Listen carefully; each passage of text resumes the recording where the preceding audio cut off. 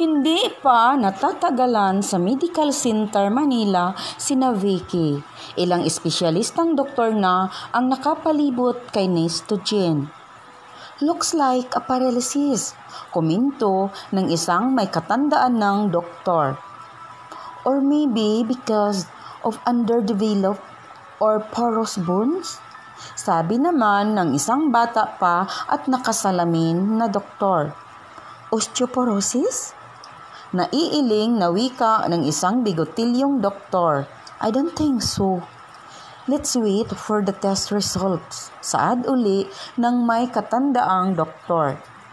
Hindi pa nakaalis ang mga ito mula sa private room na kinuha ni Vicky sa pediatric ward na iyon para kay Nesto Jean.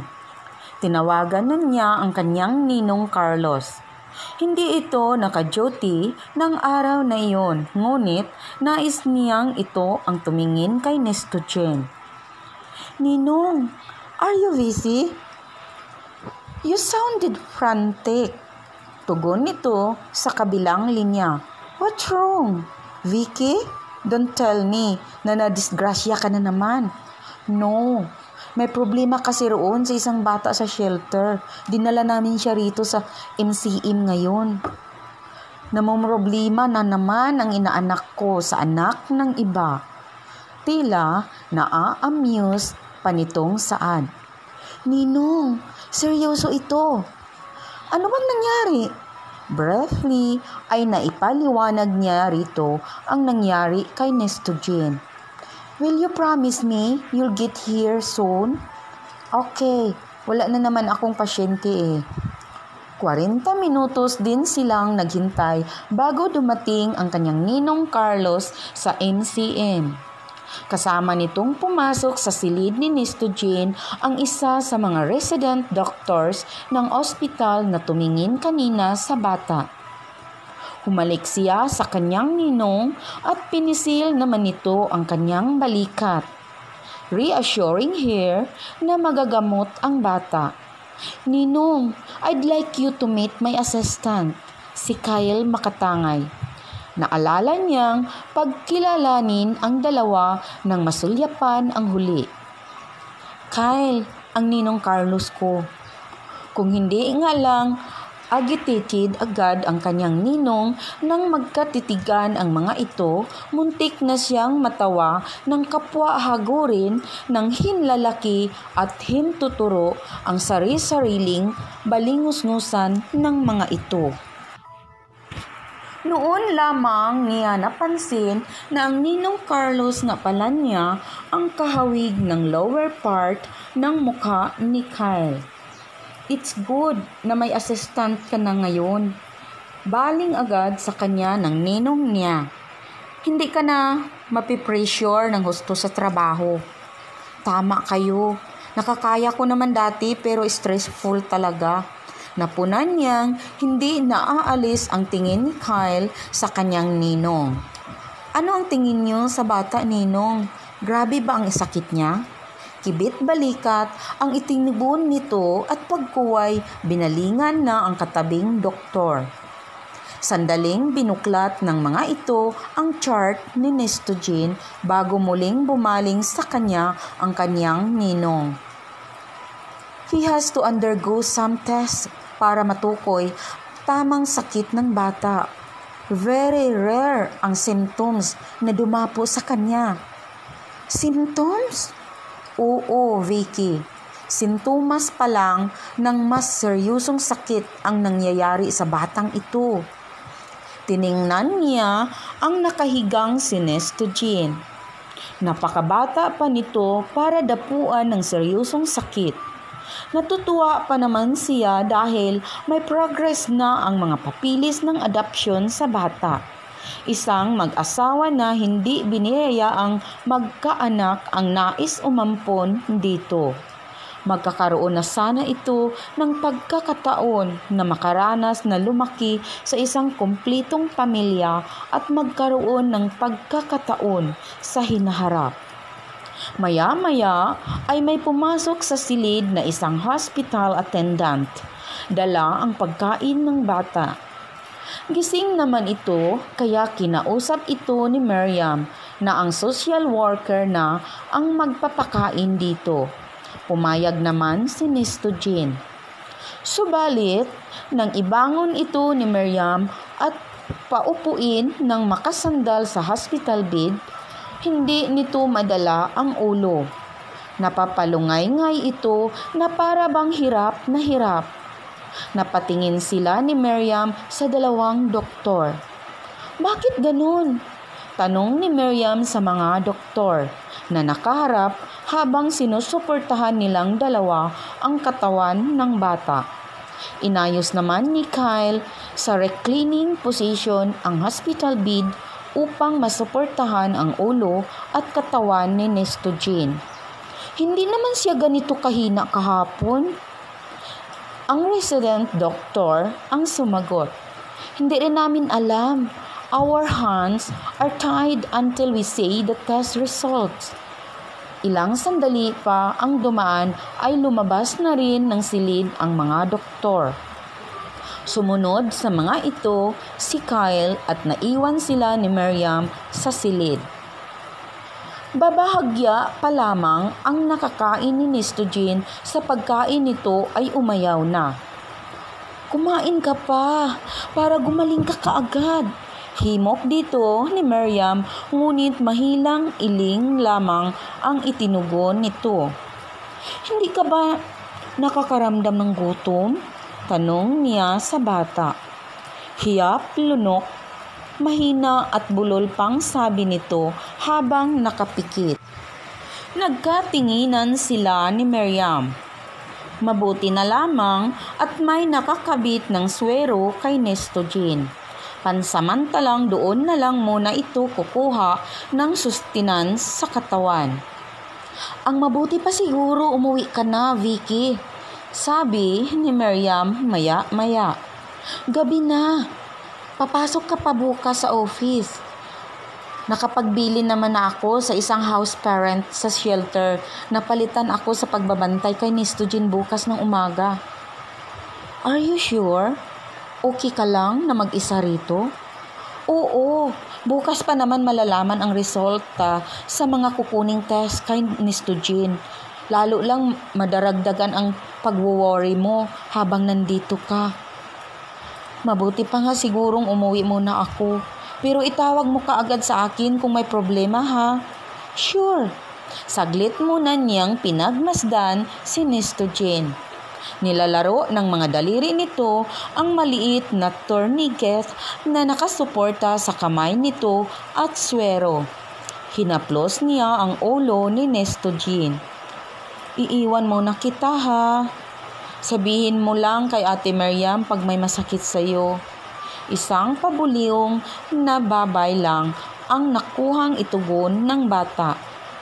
Paglabas niya ng silid na iyon, hinanap niya kaagad si Kyle. Hindi niya ito nakita sa kahabaan ng pasilyo ng pediatric ward kaya naisipan niyang tunguhin na lang ang silid ng kanyang ninong Carlos.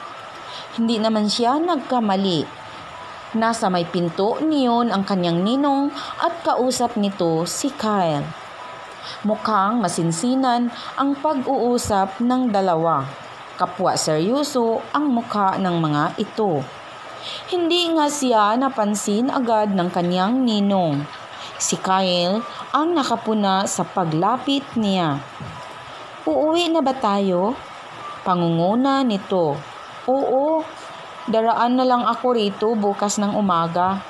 Binalingan niya ang kanyang ninong. Are you going to stay the night, ninong? Right, Vicky. Gusto kong mamonitor ang kalagayan ni Nisto Jean hanggang sa dumating si Dr. Ojiro. Siya ang neurologist na titingin sa bata.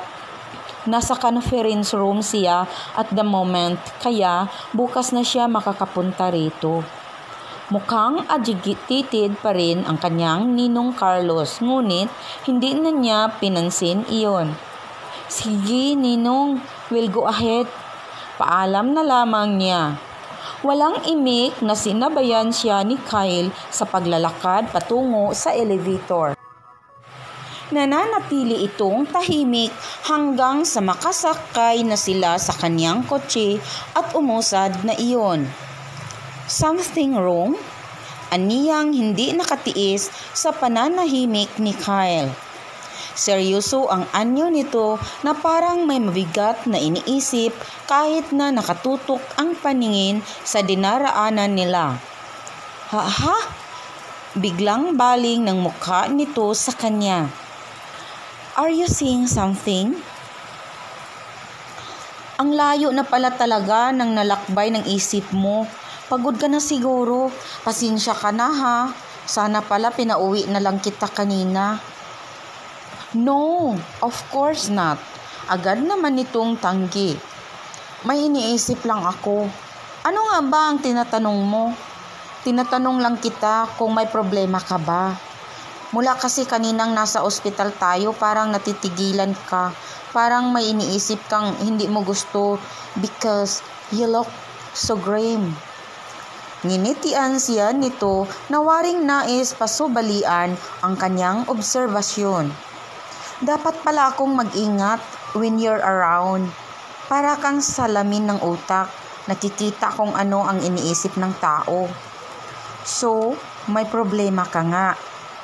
Hindi naman nawawala ng problema ang tao, hindi ba? Mabigat ba? You want to share it with me? Nothing that I can't handle. Isa pa, marami ka na ring problema. Daragdagan ko pa ba naman?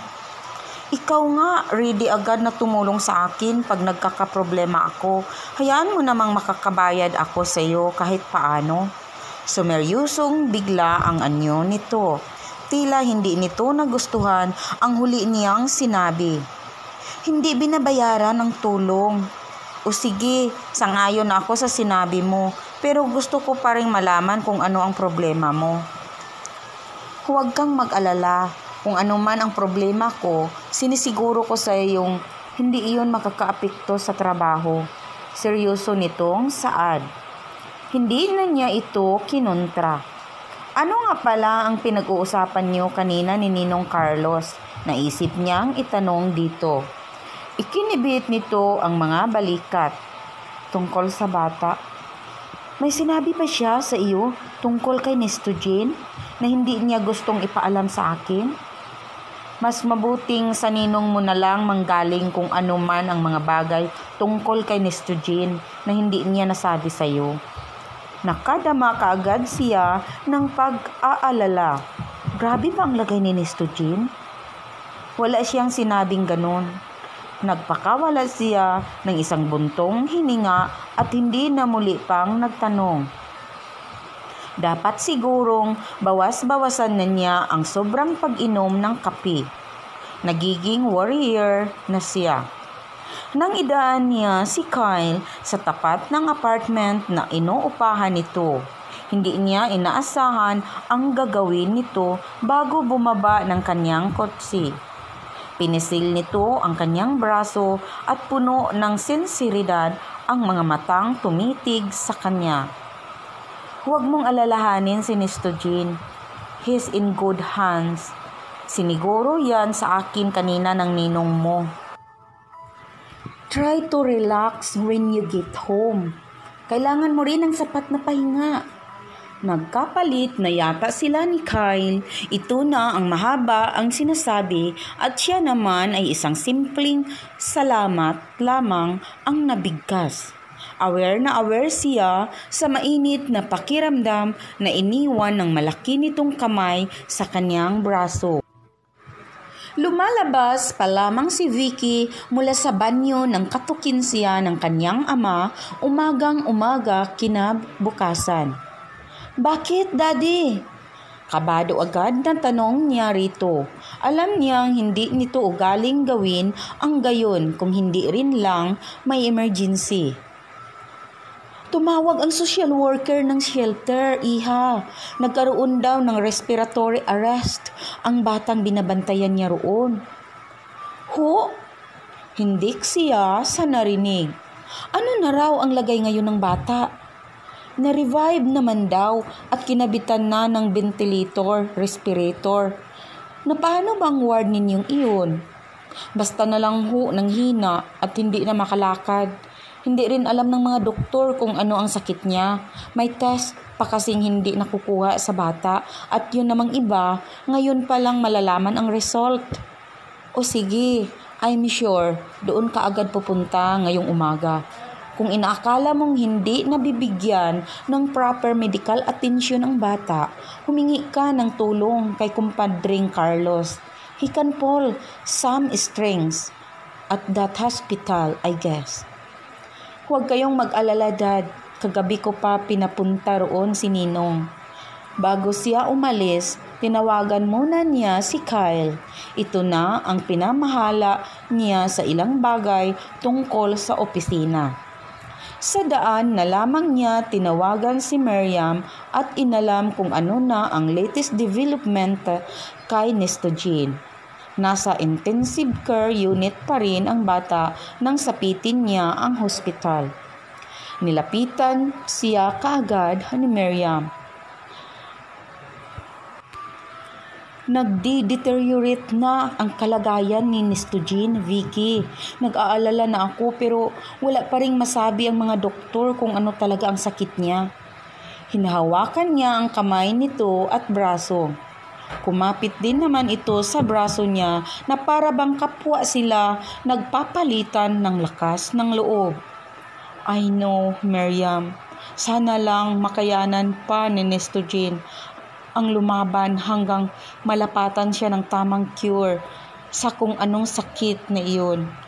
Inabot na siya roon ng tanghali. Napauwi na rin niya si Miriam na pinalitan ng isa sa mga house parent ng shelter. Nasa labas siya ng ICU at palakad-lakad nang lapitan siya ng kanyang ninong Carlos at ng isang doktor na noon lamang niya nakita. Marahil ay nasa early 40s na ito, ngunit matikas pa rin ang tindig. Vicky, I want you to meet Dr. Ojero. Siya ang neurologist na sinasabi ko sa iyo. Pagpapakilala rito ng kanyang ninong. Doc, siya si Vicky Castor, ang guardian ng bata. Saglit lamang silang nagbatian nito at agad na itong nagsalita tungkol sa sakit ni Nestogene. Based on the initial test results, at sa mga symptoms na ipinapakita ng bata ay strongly suspect Guillain-Barré syndrome hit the boy. And what was that? Hindi humihingang tanong niya. It's an ascending paralysis na usually ay sa matatanda dumarapo. Pero napakabata pa ni Nestogene. Bakit sa kanya ito dumapo? Nagawa pa rin niyang itanong dito sa kabila ng panlulumo sa nalaman. Very rare nga itong mangyari sa mga bata. Pero as it is, na tiyempong tumama ito sa iyong ward, Miss Castor. And what about his chances of survival? Pinagalaw nito ang noo at nagbuntong hininga. Let's keep on praying. Miracle still happens. Mga ka-lovely, hintayin niyo po ang ika-6 na kabanata sa kwentong ito na magpapaantig sa inyong mga puso. Huwag kalimutang mag-like, share, comment sa ating video. At kung bago ka pa lang sa channel na ito, huwag kalimutang mag-subscribe at pakiclick ng bell para ma-notify kayo sa mga bago nating uploads. At sa mga nais magpadala ng mga sariling kwento, pwede ninyo itong ipadala sa aking email linlove7@gmail.com o di kaya sa aking FB lovelyco. At sa mga gustong magpa-shoutout, mag-iwan lamang kayo ng comment sa comment section. Maraming salamat sa inyong pakikinig. Hanggang sa muli, ito ang inyong Ate Lovely. God bless and more power.